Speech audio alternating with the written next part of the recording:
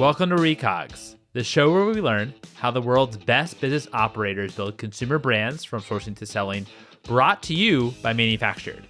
Manufactured is an inventory success platform that helps brands manufacture, finance, and distribute inventory across 20 industries and 25 countries. If you're interested in learning more, check out manufactured.com. Our guest today is Gregg Carey.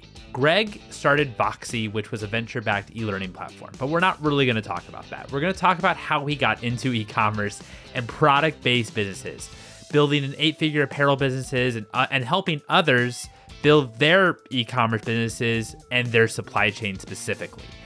How I stumbled upon Gregg was on Twitter. He was posting about how understanding your supply chain and inventory planning when you're a young brand would be a huge unlock when it came to growth and actually being successful.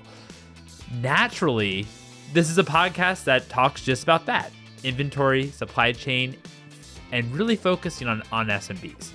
So I knew we'd have a great chat, and Gregg did not disappoint. Gregg was absolutely incredible. Without further ado, here's Gregg.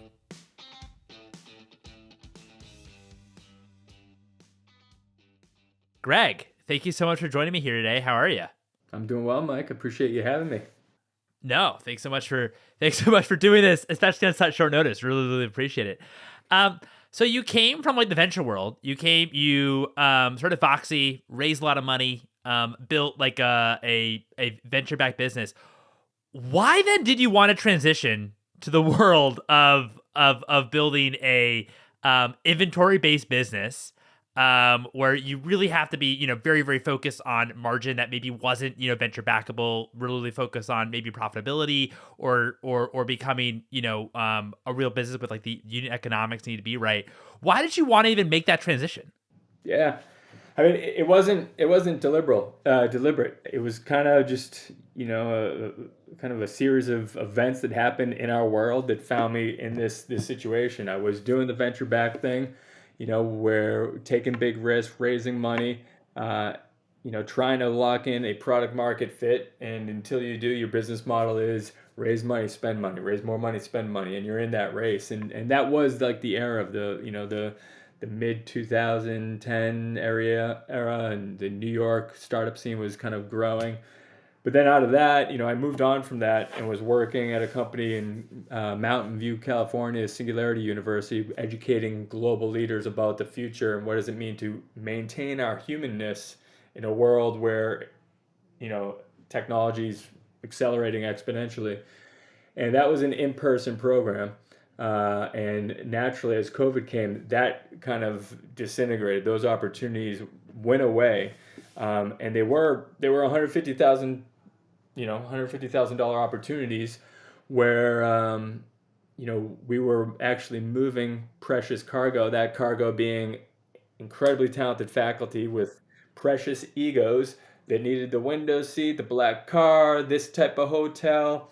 And the reason I tell this story is that there was a relationship there of the woman that was responsible for moving the faculty around the globe. And at first glance, it was a travel agency. I'm like, oh, they're just, they book the travel. They spend their time on, kayak.com and coordinating, hotels and flights. Upon closer inspection and working with them, I realized that it is a human supply chain service. And we were, and the utilization of the faculty drove the revenue. And so that relationship was just instrumental, that would pay dividends to me on a personal level and professional level just months later as COVID came. Those programs in a way, I had an opportunity to help my buddy run and manage his e-commerce company. And my first hire was my colleague Lara, who is based in the Philippines, has deep supply chain expertise in raw materials, in e-commerce, in people. And she was my first hire because I was going into a world where there was, no knowledge of apparel, no knowledge of supply chain, no knowledge of e-commerce. And she was a great starting point to help kind of accelerate those learnings. And what I quickly learned, to kind of end where your question kind of started, is upon stumbling in this world of e-commerce and managing inventory and supply chain, the game is infinitely more fun than the venture back world. Like to have an income statement that means something, to have a balance sheet and have it kind of the interplay of the balance sheet with the income statement and the cash flow, and thinking about your inventory levels, the game, you get to really play the game at such a fun level, and it tests all the context switching of managing, the brand and managing the inventory and the demand and the quality of the products is just a ton of fun. And the game gets really turned on when those financial instruments actually connect and talk with each other, and they become levers that you can move to be a great operator rather than taking on a ton of money and trying to figure something out. That's an experiment long before and until it drives profit. It's an experiment until it consistently drives profit. And I like running a business.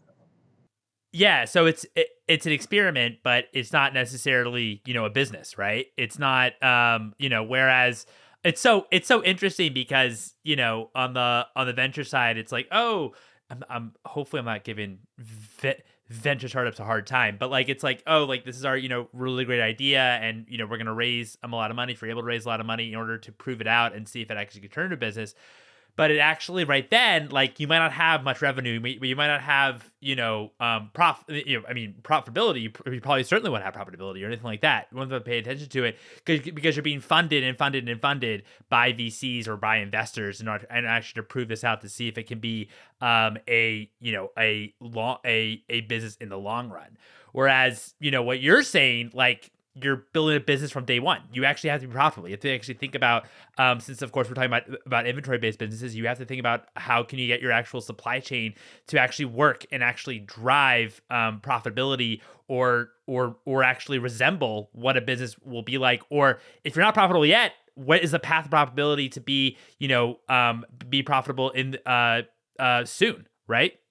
We've seen what even too much venture capital can do in the e-commerce space.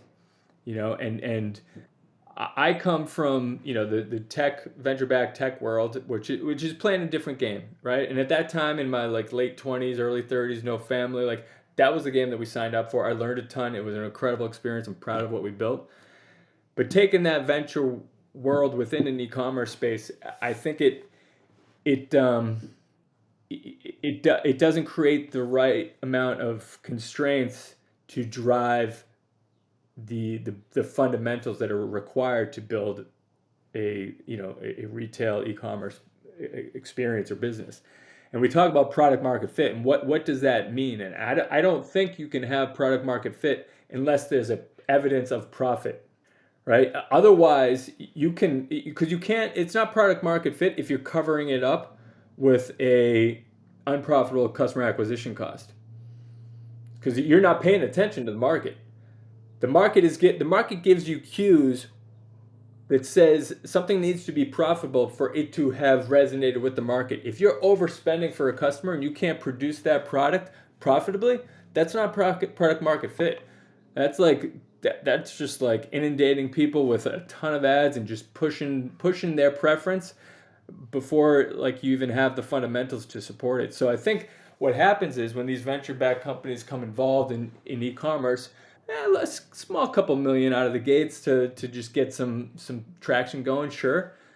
But we've seen what happens to the big ones. You lose sight of the unit economics, and you think that the recurring revenue of all those customers that you've bought and over that time is going to provide the foundation to move forward. But the reality is all those indicators along the way were not a foundation. They were being covered up by a foundation. Yeah, and I also think, just to add to that, you can probably get almost anybody, well, maybe not almost everybody, but a lot of people to maybe buy a product once, right? With like a really, really cool ad, or, and if you're also pumping it into, into CAC and a marketing spend, you might be able to get, someone to buy a purchase product once. Great. Awesome. But at the same time, if people are only purchasing once, right, it probably, and aren't coming back, obviously this like depends on what the product is. But unless it's like a really expensive product and they're probably going to purchase it, once every maybe 5-10 years, unless if people aren't coming back for it, you haven't reached product market fit, right? There is no kind of repeat purchase or people actually kind of coming back to and tying back into it. It was maybe, really creative marketing, maybe just a lot of ad spend, and at the same time, maybe one person will eventually, click and buy after you show enough people, right? But like that's not at the same time, that's not really kind of showing product market fit, from like my standpoint.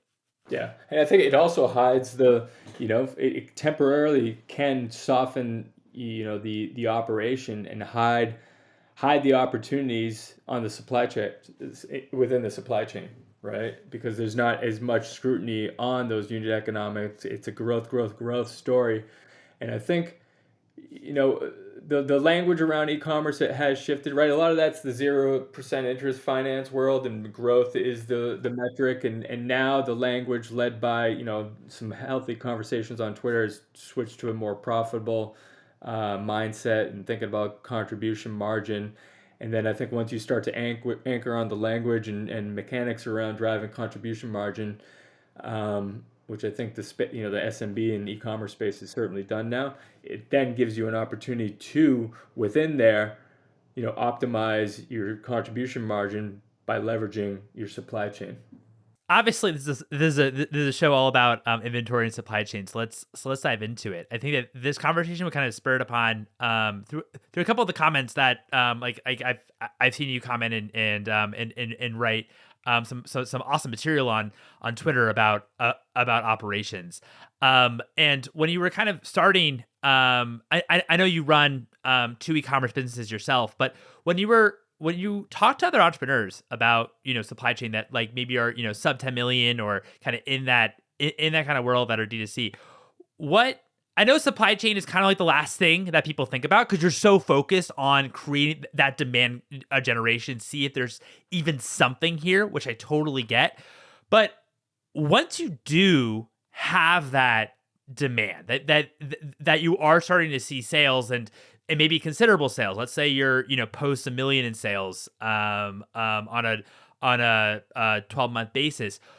How do you think about what entrepreneurs should be thinking about when it comes to making adjustments in their supply chain or even approaching inventory planning? Yeah, well, I think, on your path to like $1 million, say, right? If you can do 100,000, you can probably push and spend more, get to $1 million. And on that path, it can be pretty messy because there's not enough revenue to support any sort of team. Founders are like kind of gluing everything together, doing what it takes. Oftentimes, it's the grit and persistence that's getting the job done. But once you start to kind of break through that $1 million marker on your way to like 5 and 10, the taking a look at the supply chain is really an opportunity that then provides you more flexibility if you can, address it, more flexibility on the customer acquisition cost, right? And some things to do, and it's also one of those things that it just requires some scrutiny. And one thing on its own might not kind of make a difference, but it is the accumulation of making 5, 10, a dozen small adjustments that have a measurable, impact. And so, I think when it comes to, the inventory planning, I mean, that I don't know if oftentimes those you're just ordering the MOQ that you can withstand on your credit card, and hoping to move through that product. But the inventory is such a delicate element of the business, and without having the cycle of the seasonality of your business, the holidays, without having all of those elements and lived and earned those stripes, it's very dangerous to be over your skis on an inventory standpoint. Ordering too much can certainly mess up your balance sheet, and all of a sudden you're heavy on inventory and you're finding your cash flow becoming considerably challenging. And so it is one of those things where once you break in $1 million, like you need someone to help manage your inventory and really be thoughtful around the the forecasting and getting that as accurate as possible. And that's something that will pay for itself essentially, whether it's lost sales or just protecting yourself from what what the downside could be.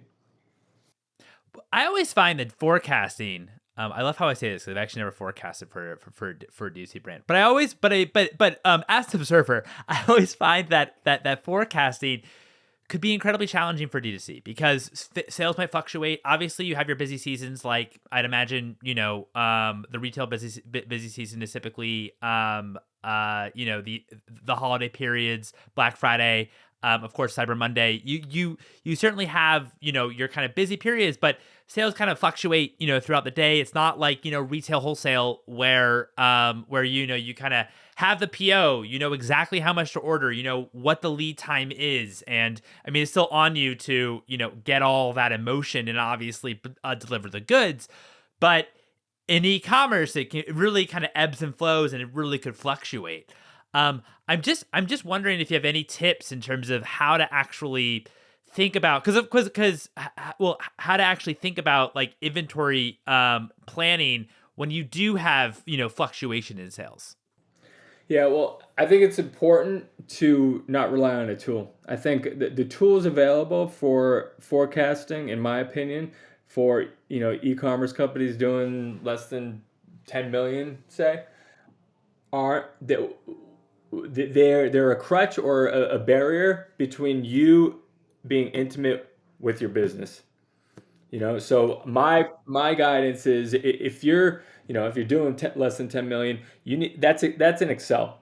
It's in Excel. If you have the support of an inventory planner, overseas, for low cost, like that's the right coupling. An inventory master who knows Excel and who can have regular weekly conversations with you or the marketing team to understand the seasonality, understand the impact of advertising on moving certain products. So it's really this interplay and a constant conversation that has to happen. And I think a lot of people, because they're hamstrung from a resource perspective early on, is they're leaning on tools and reading what those tools say.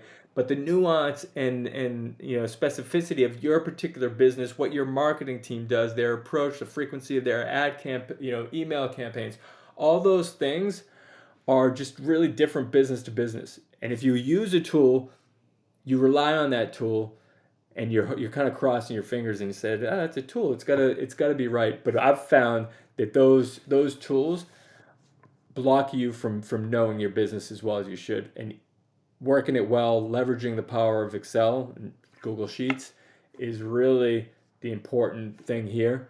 And then you're doing, as part of your forecasting, you're planning ahead, months, half a year, if you're in apparel, a year before, on the design approach, the sampling, the production, so that you're getting ahead. But then you're also doing your inline ordering that's more responsive on a week to week basis, as your stock's winding down. But we've always found it's just too risky and too complicated to assume that a tool itself can solve your problems. And what you're really looking for right now, at that level too, just one more point, what you're really looking for is like truly understanding your numbers and the movement and the interplay between marketing, merchandising, and inventory. I think also when you're, this relationship obviously between you and your manufacturer when it comes to talking or your inventory planner, I think that's really important to not use a tool too, because lead times might change, right? There might be fluctuations when it comes to how long it takes for products to create. Obviously, we saw this, or even shipping. We obviously saw this in the supply chain crunch, a couple of years ago now, where then a lot of e-com businesses overstocked with what they did because they were so understocked. They just went completely different. I remember talking to companies that had 9 months, 12 months of stock, when typically they would hold 3 to 6 months of stock, and um and it's possible, and I know that not just them, but but in like the wider kind of e-commerce world, when you hold too much stock, that isn't a good thing if you can't sell it. When you have, because then of course you're obviously paying for storage fees as well, right? And on top of that, and then if you can't actually sell the stock, then you're going to sell it at huge discounts typically in order to actually make some money back. Just to just to get some type of liquidity. So really kind of understanding too what the like fluctuations are in terms of what the lead times are, and then also what that conversion cycle is, where you can actually turn inventory into cash. That's huge. And you won't really get to know that from like a tool or even using like AI, for example, to like understand like what that is. I don't think that we're kind of there yet, especially on like the small, for like the SMBs type market. Oh, absolutely. And you raise a couple of other points. I mean, you're literally part of the inputs there, like looking at, at the just the macro trends of supply chain and what's happening, what's happening on the sea and what type of congestion are they anticipating in the, in the, holiday season, because of all the Temu and Sheen packages kind of flooding the market. So there's just so much nuance, and it's a great education. I mean, that's how you learn, by not relying on the tools. So, and you make another great point just about the sensitivity of stock on hand. The lifeblood of a small business that doesn't have venture back, that's bootstrapped, like you want to figure out what the optimal amount of inventory that you have on your balance sheet is. And if you end up with 9 to 12 months of inventory, just imagine the pressure that puts on your cash flow. You have 6 months of inventory that you don't need that could be cash, right? So now you've started a pattern where, man, we got to move this. I need cash. So now I'm heavily discounting, right? Now I'm heavily discounting. Now that's gone from impacting my balance sheet to now impacting my income statement because I'm heavily discounting, right? And so now that heavily discount wildly throws my profit out of whack. And so now, since my cash flow is low, I'm discounting. I got to go out and get some debt to kind of live through this cash flow issue.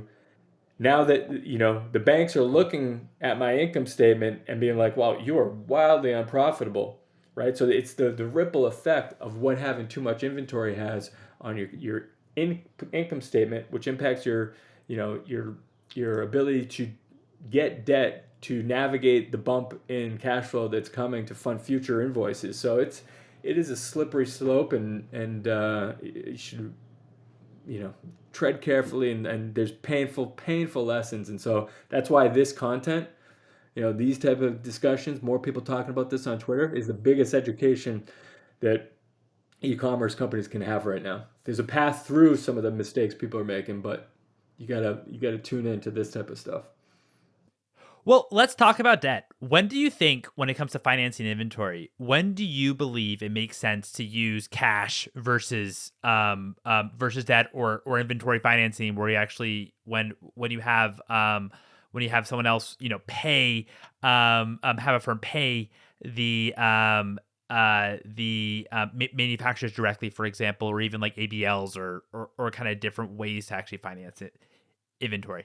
Yeah, a lot of it does all depend on the company, right? The company and the production time, the terms with your vendors, and those all kind of lead up to what the cash conversion cycle is. I think Ridge Wallets, for example, has done a tremendous job of having like a negative cash conversion cycle where they have exceptional terms with their vendor on net 30, so they can actually place these POs and be making money before they have to pay them back, which is a huge advantage.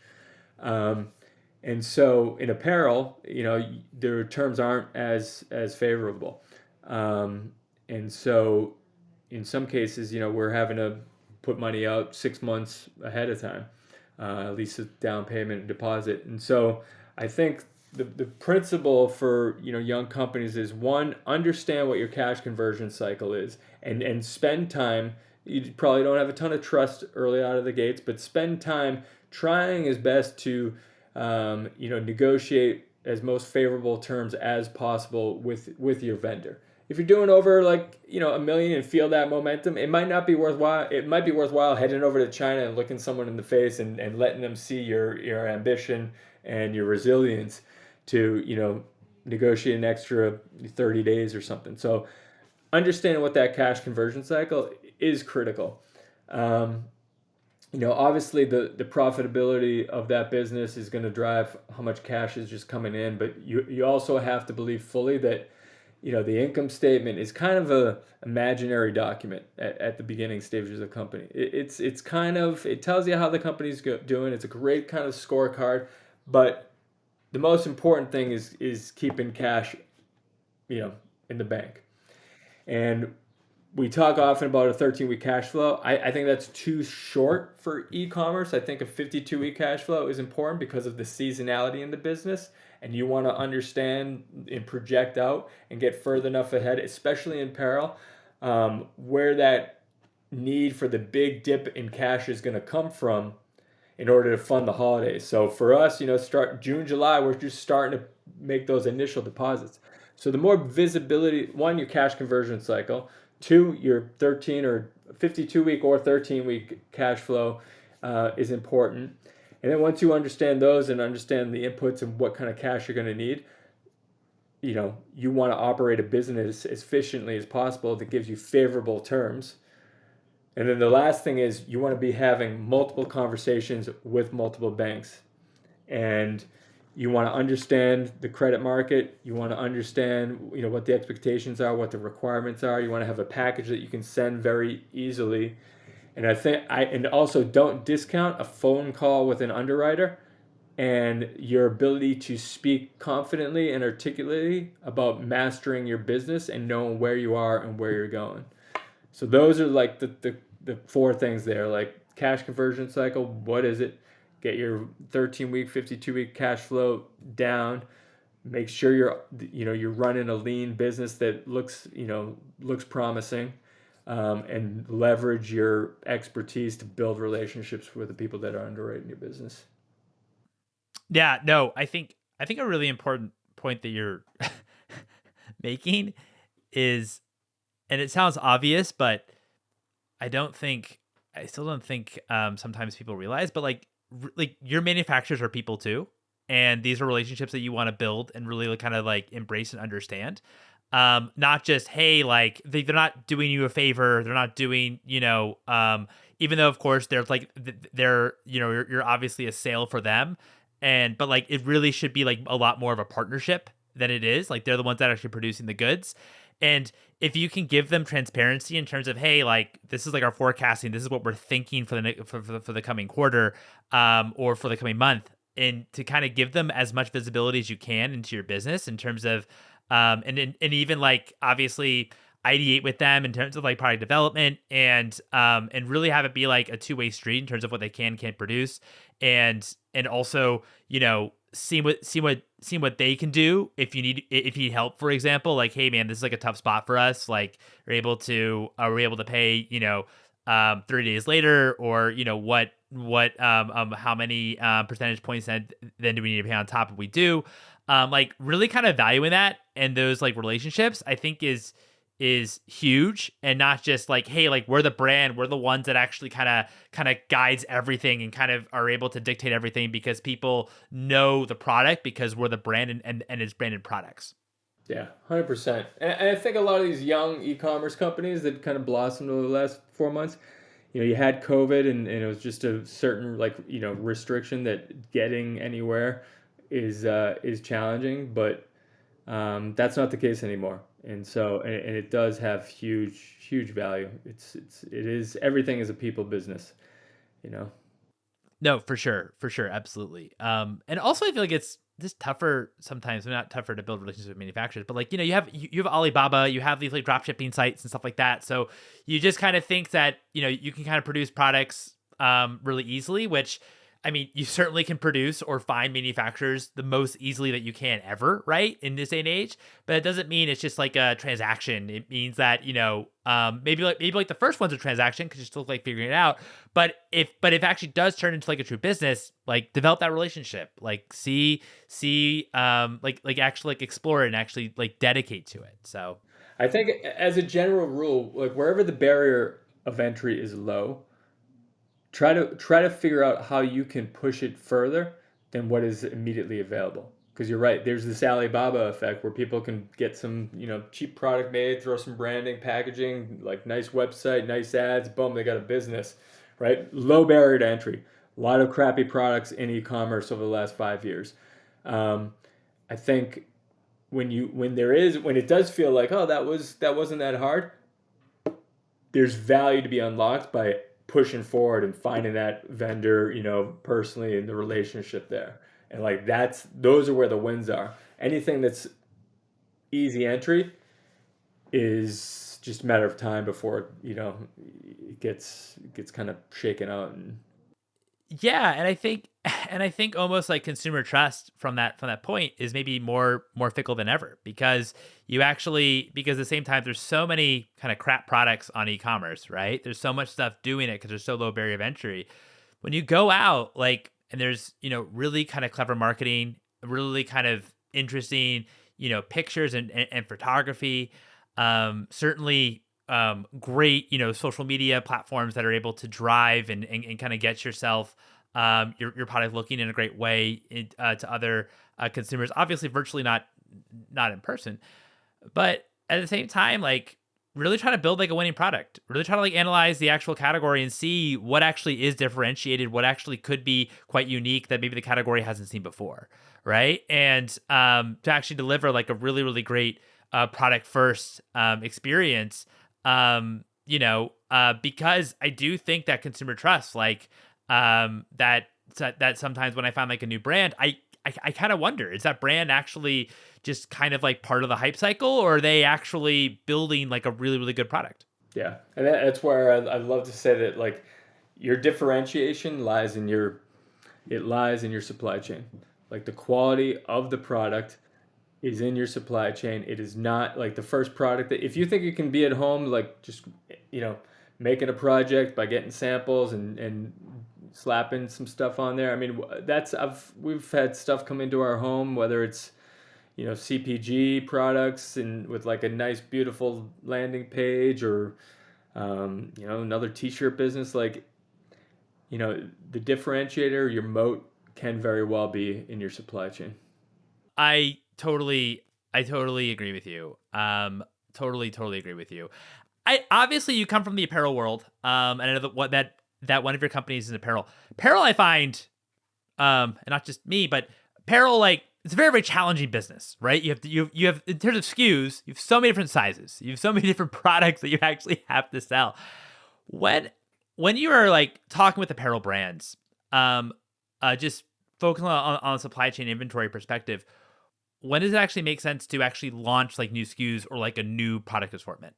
Well, I think you'll find, at least for us, what we've found with apparel, and I think it holds true, is in the early days it's tough to have a huge assortment out of the gates, right? So sometimes you'll start with like an anchor product, right? This is if you're starting from nothing.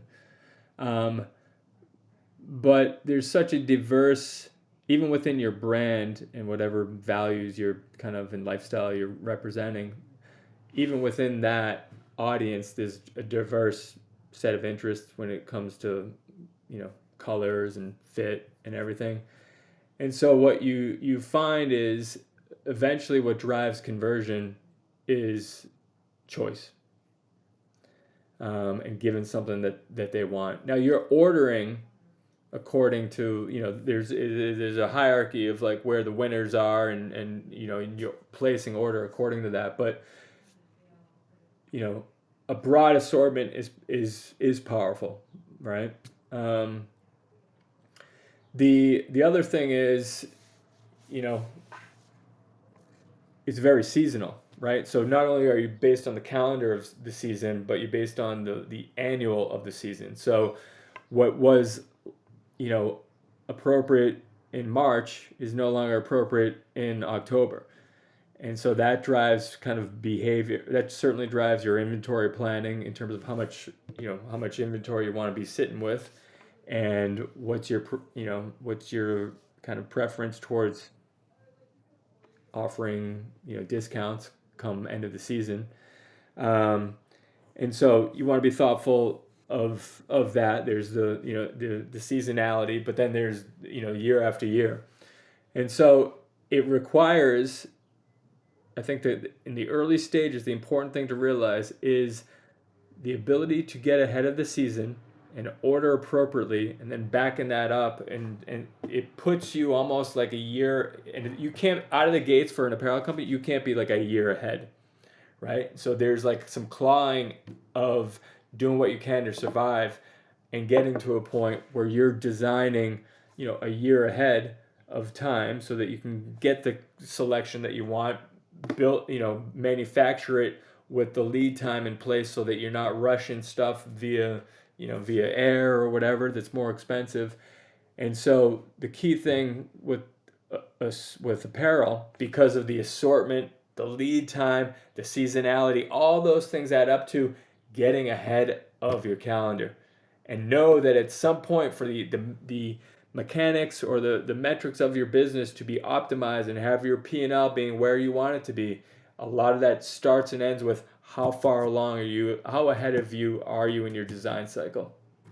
And you want to make sure you're like being a year, 18 months ahead, especially if you start integrating retail and wholesale into it and want to integrate their buying patterns. So that's something, if you're starting an apparel company, you want to be particularly aware of. Like, getting ahead of the design calendar is a critical factor that has ripple effects throughout your supply chain, from a cost, from a rush, from a quality control. And so it starts with being ahead of the design. No, that makes I mean, I guess it goes back to, how to think about inventory planning in your mind. You also have to think about design planning and actually designing the actual new the new product assortments, and those need to be done, way farther out than launch. It can't just be like, hey, in the next couple of weeks, let's launch a new product. Because at the same time, there's also a lot of coordination that happens too with you and your manufacturer, your product designer. There's a lot of kind of coordination that kind of happens with everything. I know that the answer to this question is none of the above, but would you prefer to be sold out of a product or have excess inventory of a product? Yeah. The risk of being, I mean, right, if you take 100 SKUs or, 100 items, like, right, that in itself, but the essence of your question is, would you rather be oversold, or would you rather be sold out, or overstocked? And as we were saying earlier, the risk of being overstocked is dramatic. The ability to sell out creates demand. You can capture that demand through email capture, and you're playing a long game. You're playing a long game, and you're collecting learnings along the way, and you're understanding what the capacity for a particular product or category has through your audience. And the matching of your brand and your products with your audience takes time to develop. I always say, and that's why I don't like venture in the brand, in the e-commerce space, is because a brand takes time to develop, and the only authentic way to develop that brand, I believe, is, and partially personal preference, is that it's through a thoughtful interaction between the business, the product, and the customer.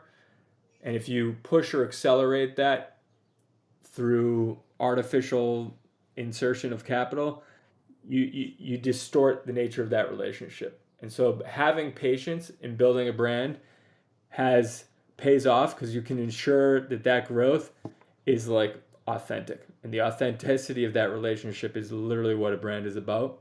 And you can cover it all up with a bunch of money and not really know the value of what you're creating. Really well said. My final question for you, Gregg, is the one that we have on this, that is always our final question on this podcast. What would you value more? $100 of COGS, $100 of inventory, or $100 cash?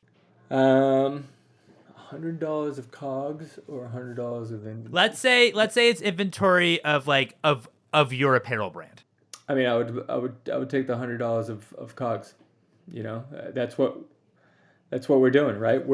I have intelligence. I've learned about what I can do with that, and through that, you develop a competency and confidence of what that $100 can turn into, right? So there's a whole.